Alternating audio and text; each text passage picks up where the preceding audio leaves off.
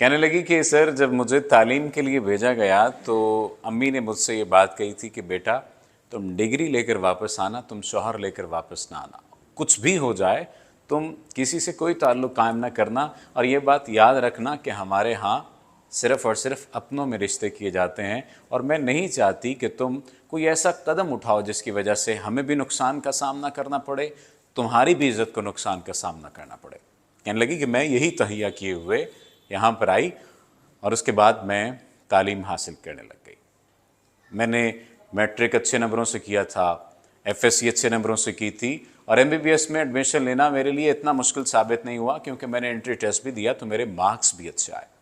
Medical میں عمومی طور پر وہی اسٹوڈنٹس آتے ہیں جو محنتی بھی ہوتے ہیں اور ذہین بھی ہوتے ہیں، یا ذہین نہ بھی ہوں، بہت زیادہ محنتی ہوں تو بھی وہ تعلیم حاصل کرنے کے لیے یہاں پر آن موجود ہوتے ہیں۔ میں اپنی تعلیم جاری رکھے ہوئے تھی، پہلا سال گزر گیا۔ پہلے پورے سال میں نے اپنے کلاس کے لڑکوں کے ساتھ کوئی بات چیت نہیں کی، اگر کرتی بھی تھی تو صرف اتنی کہ کوئی اسائنمنٹ کے بارے میں اگر کوئی مجھ سے بات کرنا چاہتا تو میں اسے جواب دے دیتی، کیونکہ یا کسی بھی چیز کے بارے میں، کیونکہ میں اپنے کاموں میں خصوصی طور پر اپنی سٹڈی میں بہت زیادہ کانشیس تھی اور چیزوں کو صحیح لے کر چل رہی تھی۔ سیکنڈ ایئر میں ایک ایسا واقعہ پیش آیا جس پر میں تھوڑی سی مزمحل ہو گئی، تھوڑی سی پریشان ہو گئی،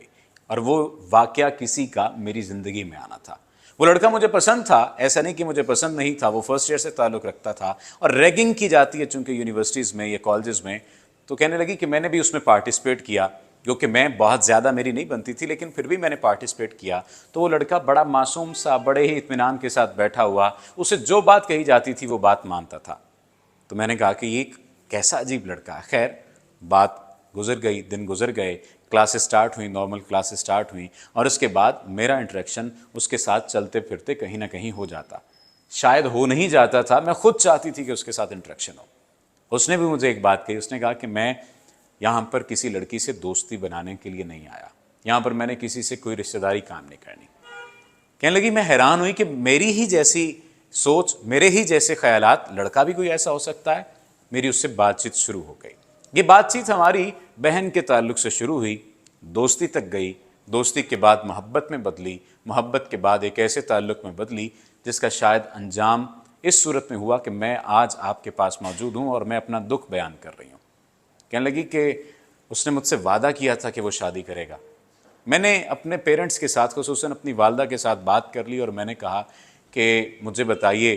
کہ میں اس تعلق کو کیری کرنا چاہتی ہوں، کیا آپ مجھے اجازت دیتی ہیں، کیونکہ اب میں فائنل ایئر میں آ چکی ہوں اور مجھے کیریئر کے ساتھ ساتھ اپنی زندگی پر بھی فوکس کرنا ہے۔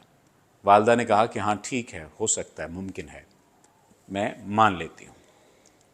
دوسری جانب جب لڑکے سے بات ہوئی تو لڑکا بھی تیار تھا، لڑکے کی والدہ بھی تیار تھی، لیکن لڑکے کے والد صاحب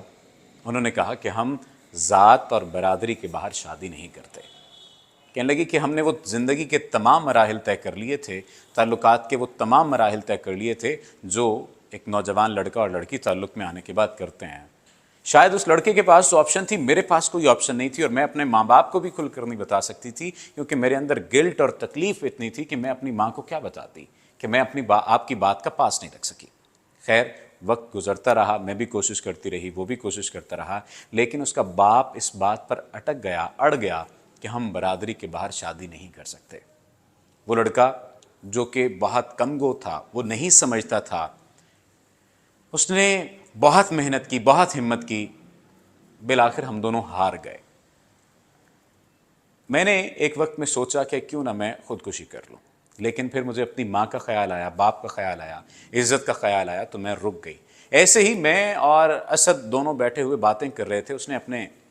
اس شخص کا، اپنے دوست کا، اپنے محبوب کا نام لیا، اسد باتیں کر رہے تھے کہ میں نے اسے کہا کہ کبھی کبھی اسد مجھے خیال آتا ہے کہ اگر ہم نہ ملے تو شاید میں تو مر جاؤں گی۔ کہتی کیا؟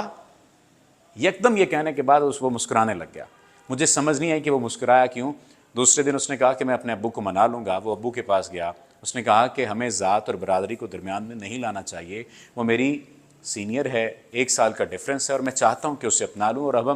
میرا 1 سال رہ گیا اور اس کی کمپلیشن ہو چکی ہے ڈگری، تو مجھے بتائیے آپ اجازت دے دیں۔ وہ نہیں مانے، اس نے دھمکی دی کہ میں خودکشی کر لوں گا، وہ نہیں مانے، اور اس نے اس دھمکی کو پورا کر دیا۔ کہنے لگی کہ میں 3 سال تک انسومینک پیشنٹ رہی ہوں، ڈپریشن کا شکار رہی ہوں، اور یہ تمام تر باتیں میں اس لیے آپ کو نہیں بتا رہی کہ میں آپ سے کوئی کاؤنسلنگ لینے آئی ہوں، میں صرف آپ کو اپنا دکھ بیان کرنا چاہ رہی ہوں، اور کہنے لگی یہ جو مجھے جلدی لگی ہوئی تھی میں آپ سے بات کروں اس وجہ سے کہ آپ نے 11 سال تعلق میں رہنے والی لڑکی کا قصہ بیان کیا تھا، میں نے اس لیے آپ کی اتنی فیس پے کی ہے کہ میں جلدی سے واقعہ بیان کر دوں کہ کہیں دیر نہ ہو جائے۔ اور اس نے کہا کہ خدا را آپ پیرنٹس کو یہ بات سمجھائیے کہ ذات برادری کو مسئلہ نہ بنائیں، شادیاں بچوں کی کر دیا کریں اگر وہ کسی ایسی نہج پر پہنچ جائیں۔ اس تمام تر سینیریو میں یہ بات قطعی طور پر قابل برداشت نہیں ہے کہ آپ یونیورسٹیز میں جائیں اور ایسے تعلقات قائم کریں جن کا سرا آپ کو معلوم نہ ہو، لیکن یہاں پر پیرنٹس کے لیے جو میں پیرنٹس سے گزارش کرنا چاہتا ہوں وہ یہ، بچوں کے لیے یعنی لڑکوں اور لڑکی دونوں کے لیے اگر وہ پسند کرتے ہیں اور خدا نہ خواستہ کوئی ایسا معاملہ ہو گیا ہے، وہ ایسے کسی عذاب کا شکار ہو گئے ہیں، تو ان کی زندگیوں کو اہمیت دیجیے، اپنی اناؤں کو اور اپنی ذات اور برادری کو اہمیت نہ دیجیے۔ مجھے معلوم ہے بہت سارے لوگوں کو یہ بات بری لگے گی، بہت سارے لوگ اس بات پر غصے ہوں گے اور کہیں گے کہ آپ ذات اور برادری سسٹم کو چیلنج کر رہے ہیں۔ نہیں، میں چیلنج نہیں کر رہا، میں صرف آپ سے ان لوگوں کی زندگی کی بھیک مانگ رہا ہوں جو لوگ جان کی بازی ہار دیتے ہیں۔ آپ کا بہت شکریہ۔